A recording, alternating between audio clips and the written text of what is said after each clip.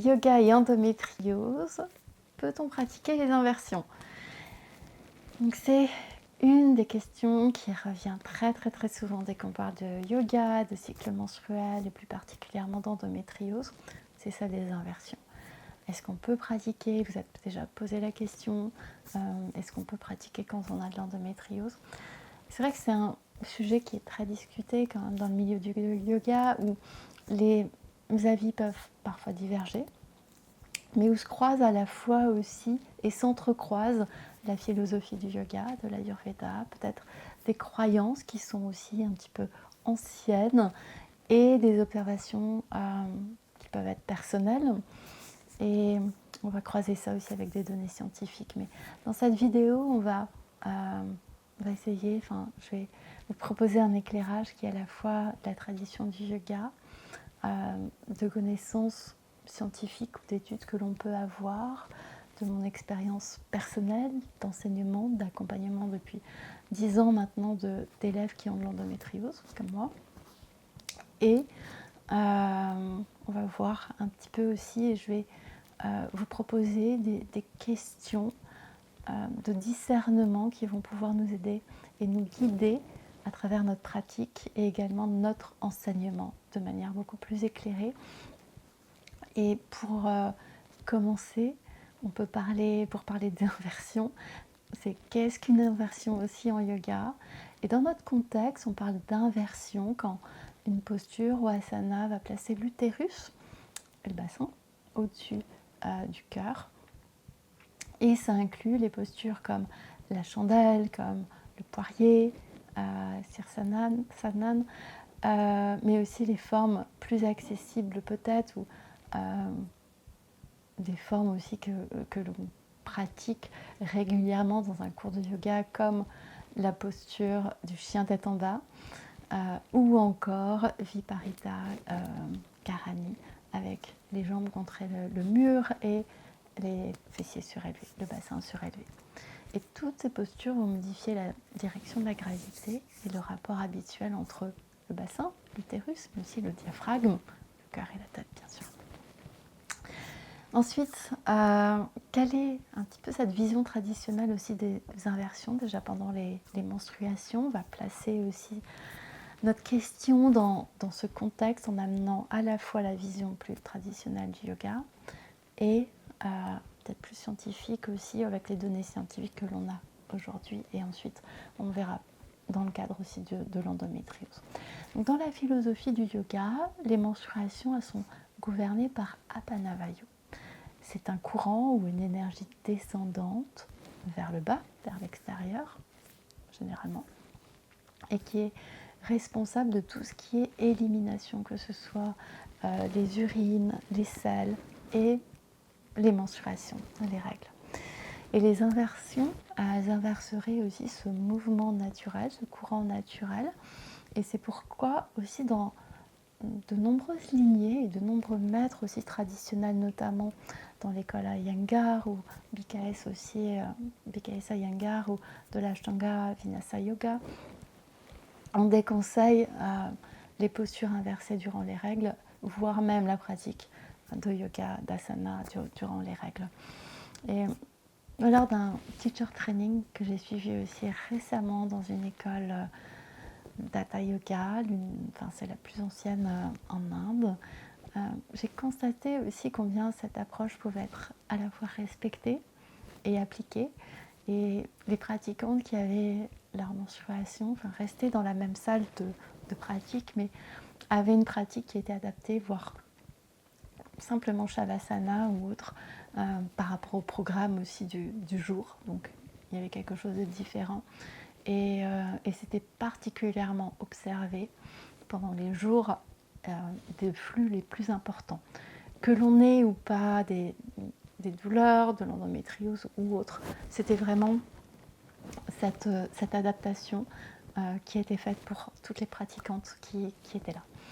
Et dans la tradition Iyengar, donc toutes les inversions sont considérées comme ou sont contre-indiquées pendant les menstruations.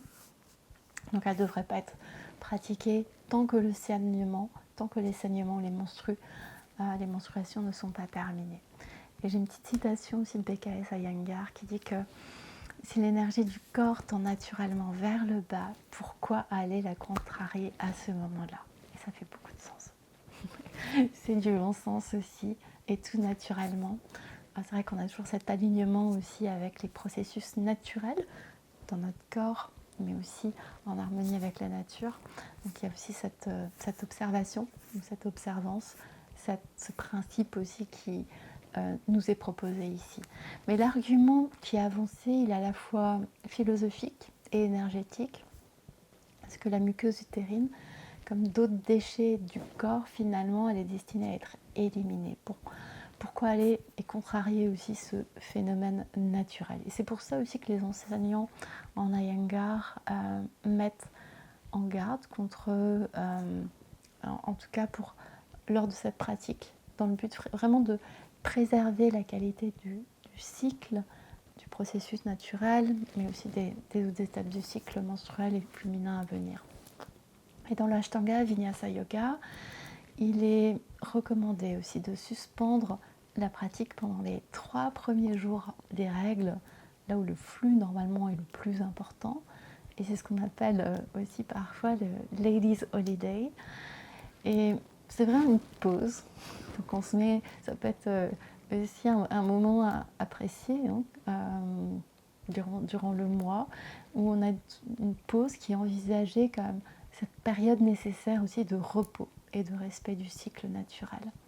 Et pareil dans l'Ayurveda, l'Ayurveda nous enseigne aussi que tout ce qui doit être expulsé, que ce soit les urines, les selles, encore les larmes ou encore le sang menstruel, appartient à la catégorie des malas. Les malas, c'est des déchets, des toxines dans le corps qui sont naturellement éliminés et doivent être éliminés.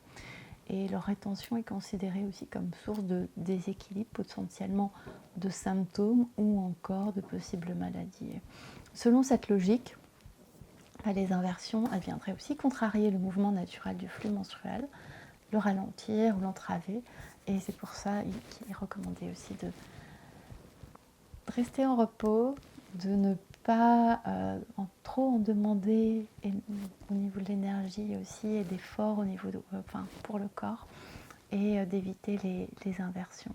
Vraiment dans cette perspective traditionnelle, donc les pratiquer régulièrement pendant les règles, sur le long terme, pourrait compromettre finalement la santé menstruelle et reproductive.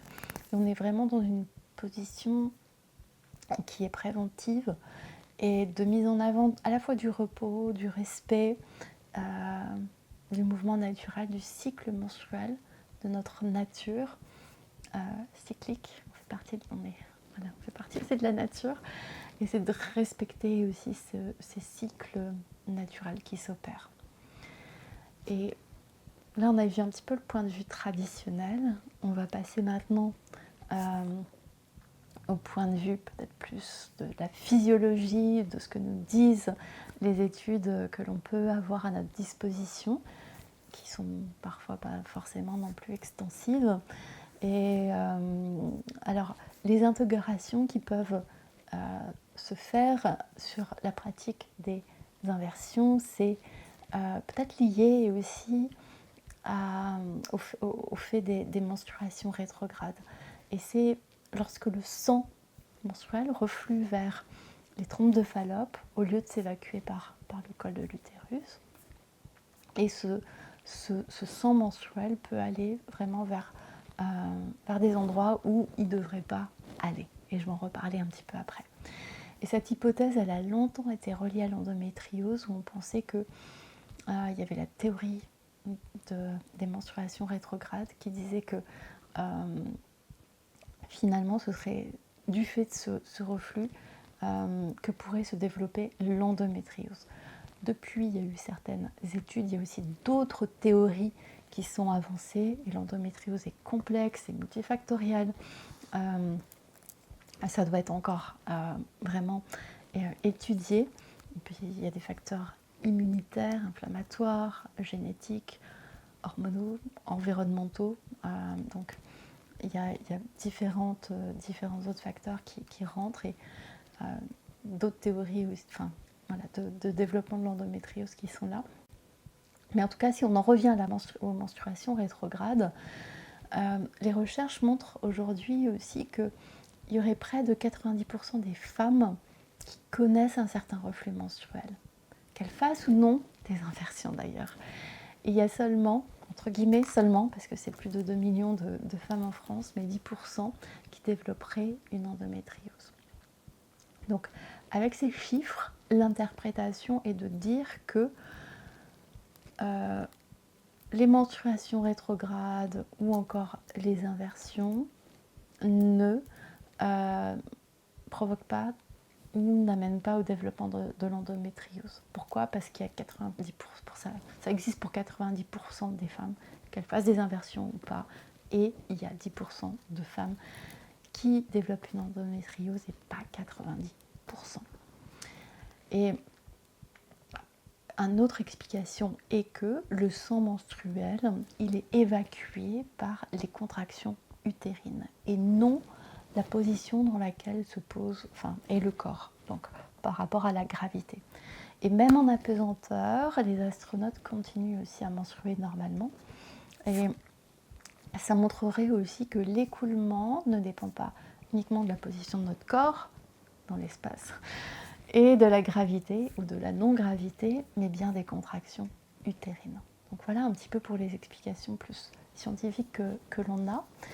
Et j'ai envie de dire aussi que ces interprétations mériteraient aussi parfois, voire souvent, d'être mises aussi dans le contexte dans lequel on parle pour vraiment peut-être couvrir aussi davantage la réalité de ce qui se passe aussi dans le vécu des pratiquantes de yoga qui sont notamment concernées par l'endométriose ou qui ont des menstruations.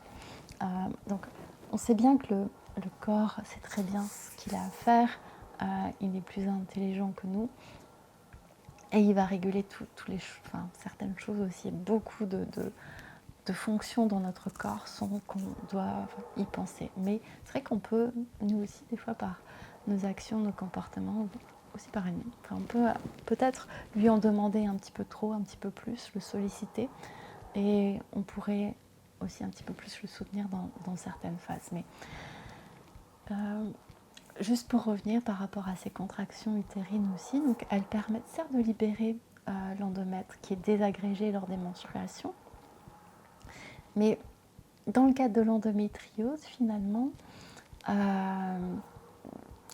ça couvre peut-être pas non plus toute la dimension que l'on souhaiterait, parce que si vous étiez déjà, ou si vous étiez en inversion pendant que vous avez vos règles, ou que vous étiez assise aussi pendant longtemps, de manière prolongée, et le bas-ventre peut être aussi un petit peu comprimé, et si vous vous levez, vous avez peut-être aussi déjà remarqué que le sang s'écoule plus facilement ou que vous avez même des caillots des fois de sang qui apparaissent. Donc simplement avec beaucoup de bon sens et pour observer que certes il y a ces contractions utérines qui aident à l'élimination des menstruations, mais la gravité facilite aussi l'élimination des menstrues du corps. Et il y a un autre point aussi, c'est que quand on a de l'endométriose, pas pour toutes les symptômes, certaines n'ont pas de symptômes, certaines en ont. Il peut y avoir des douleurs qui sont très fortes, qui sont incapacitantes, et d'autres n'en ont pas. Mais quand on a des menstruations, si on en a, et dans le cas de l'endométriose, le corps peut déjà avoir aussi d'énormes contractions. Il peut y avoir des douleurs très très fortes pour évacuer le sang vers le bas, vers l'extérieur. Il peut y avoir également des lésions d'endométriose dans d'autres zones du corps qui saignent elles aussi, et le corps essaye de les évacuer. Donc pourquoi demander peut-être encore plus de travail de contraction au corps pour éliminer ce sang qui doit sortir? Donc ça, c'est aussi un petit peu une question que l'on peut se poser. Et il y a un autre point aussi que j'aimerais aborder, c'est que donc certes, il y a 90% de femmes qui ont des menstruations ou un reflux rétrograde et 10% de l'endométriose. Chez la plupart des femmes, nos cellules immunitaires et notre corps fonctionne très très bien. Et s'il y a des cellules qui sont là où elles ne devraient pas être, les cellules immunitaires vont aller se débarrasser des cellules endométriales ou de type endométrial qui pourraient venir d'une menstruation rétrograde. Et dans le cadre de l'endométriose, c'est une condition qui est inflammatoire, chronique, donc il y a une composante immunitaire qui est là, et il y aurait aussi un dérèglement du système immunitaire qui, lui, il est toujours sollicité, il est toujours au taquet. Donc là aussi, pourquoi lui demander encore potentiellement davantage, alors qu'il a peut-être déjà du mal, des difficultés aussi parce qu'il est tout le temps sollicité, il peut avoir du mal aussi peut-être à se débarrasser de ces cellules qui ne devraient pas être là. Et en plus, donc, il y a ce terrain inflammatoire qui est chronique, et les règles sont en soi aussi un phénomène inflammatoire qui est certes naturel, c'est un stress physiologique certes naturel, mais ça reste inflammatoire. Donc ça me semble vraiment important aussi pour conclure un petit peu aussi ici, de remettre en perspective les choses et avant d'aller à toute conclusion, finalement, de remettre les choses dans leur contexte et vraiment de ne pas oublier l'expérience corporelle et le ressenti des femmes qui sont concernées lors des menstruations ou par l'endométriose. Et dans l'endométriose, il peut y avoir déjà aussi un corps qui est en souffrance, qui est très douloureux. Est-ce qu'on a envie d'être en inversion? Ça dépend des inversions, de notre pratique bien entendu, mais il peut y avoir aussi cette fatigue chronique qui est déjà là, qui peut être exacerbée pendant les règles. Donc, est-ce que cette pratique aussi nous soutient, nous fatigue davantage? Donc ça peut être aussi des questions qui peuvent être abordées et posées. Et plutôt que d'appliquer peut-être des règles figées, il serait utile aussi, et j'aime bien, cultiver le discernement, ramener de la perspective et du contexte aussi en se posant certaines questions qui sont simples, qui vont pouvoir à la fois guider notre pratique en général et par rapport à cette question aussi des inversions et notre enseignement. C'est déjà, dans le cas là, c'est quel est le type d'inversion? Est-ce que c'est un poirier en actif? Est-ce que c'est un chiatate en bas? Est-ce que c'est Viparita Karani? Voilà, quel type d'inversion? Pourquoi je la propose?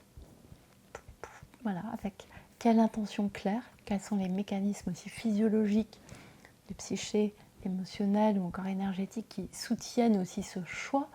Ou c'est simplement par peut-être habitude, parce que dans une séquence de yoga qui est construite ou bien construite, on nous a appris qu'il devait y avoir des inversions. Elles ont leurs bienfaits, et beaucoup de bienfaits. Mais dans le contexte là aussi, pourquoi je la propose et à quel moment aussi je la propose? Est-ce que c'est en pleine période de règles? Est-ce que c'est en dehors des menstruations, etc. Et à qui je la propose? Est-ce que c'est à une élève qui a de l'endométriose ou pas, qui a encore un cycle, on va dire, naturel avec des menstruations ou pas? Quel est son parcours avec l'endométriose? Quelles sont peut-être aussi ses limitations? Quel est son ressenti? Donc il y a vraiment cette importance d'être à l'écoute et d'être centré sur l'élève et sur soi aussi en tant que pratiquante. Donc aussi ça nous amène à cette question, inversion ou pas, quand on a de l'endométriose, tout dépend du contexte. Est-ce que c'est pendant les règles? Pas pendant les règles. De la même façon, pourquoi je la propose? Quelle est l'intention aussi derrière? Est-ce que ça va soutenir mon élève là? Est-ce qu'elle en a vraiment besoin? Comment je vais le proposer? Sous quelle forme, etc. Et ça, c'est ce qu'on apprend aussi dans la formation Endo Yoga. C'est ce qu'on pratique aussi ensemble dans aussi les cycles que l'on peut faire ensemble, les ateliers. Mais ces questions un petit peu de discernement ouvrent aussi à plus grand, en donnant de la perspective, et redonnent aussi à la pratiquante comme à soi aussi en tant que professeur la possibilité finalement d'ajuster la pratique au contexte plutôt que de suivre un dogme aussi. Donc ça, je trouve ça assez intéressant aussi. Et le yoga retrouve aussi son rôle finalement essentiel où on honore la physiologie aussi, l'expérience vécue. On centre aussi la pratique sur et on replace la personne au cœur de la pratique et non la condition. On enseigne à une personne, pas à l'endométriose. Donc, en conclusion, à la question est-ce que déjà, les inversions ne causent probablement pas d'endométriose selon ce que l'on sait par les connaissances actuelles des études scientifiques. Il y a une approche plus de précaution et de respect de la physiologie naturelle du corps aussi, avec certaines lignées de yoga, mais aussi en Ayurveda. Et on ne peut pas dire que ce soit indiqué non plus pour toutes ni à tout moment. En tout cas, dans le cadre de l'endométriose, personnellement, j'aime et j'apprécie d'appliquer le principe de précaution et de m'aligner vraiment aux besoins et au vécu de l'élève. Et c'est là aussi où notre rôle est essentiel. On va offrir des repères qui sont éclairés en comprenant vraiment ce qui se passe, pourquoi on le propose aussi. Et on va transmettre aussi la liberté d'adapter selon l'individualité, selon le ressenti de la personne. Et on enseigne vraiment au service d'une personne dans son unicité, non à l'endométriose, comme je vous l'ai dit, en fonction de son parcours, en fonction de son ressenti, en fonction des déséquilibres qu'elle peut avoir, des limitations peut-être aussi. Différentes choses que l'on va appréhender selon certains modèles aussi du yoga et de l'Ayurveda notamment. Et le yoga dans ce contexte, c'est vraiment, c'est pas de suivre une règle fixe, une séquence ou un protocole, mais on va cultiver vraiment cette pratique qui respecte la physiologie, l'expérience aussi vécue et qui reste centrée sur la personne. Voilà, je vous ai amené certaines peut-être clés et des informations, des points de réflexion qui vous amènent aussi peut-être vous à vous faire votre idée. Et n'hésitez pas à me faire part en commentaire aussi de ce que ça fait émaner en vous et pour vous, comment est votre pratique, votre enseignement, ce que vous en pensez. N'hésitez pas à le mettre en commentaire. Vous aurez également tout en bas différentes informations et ressources avec un article, avec certains liens aussi qui complémentent aussi un petit peu l'échange, en tout cas la conversation que je viens d'avoir avec vous et qu'on a eue ensemble. Et si vous souhaitez vous former pour aller plus loin selon une approche à la fois de connaissance de notre physiologie aussi féminine, de notre intelligence du corps aussi féminine, des données scientifiques, de l'approche de la tradition du yoga, avec aussi un petit peu des bases ayurvédiques pour accompagner vos futurs et vos élèves qui ont de l'endométriose, que ce soit en séance individuelle pour des accompagnements individuels, en atelier, en petits cours collectifs. Donc voilà, je vous invite à me rejoindre pour la formation de yoga et n'hésitez pas à me contacter si vous avez la moindre question. Je vous dis à très bientôt et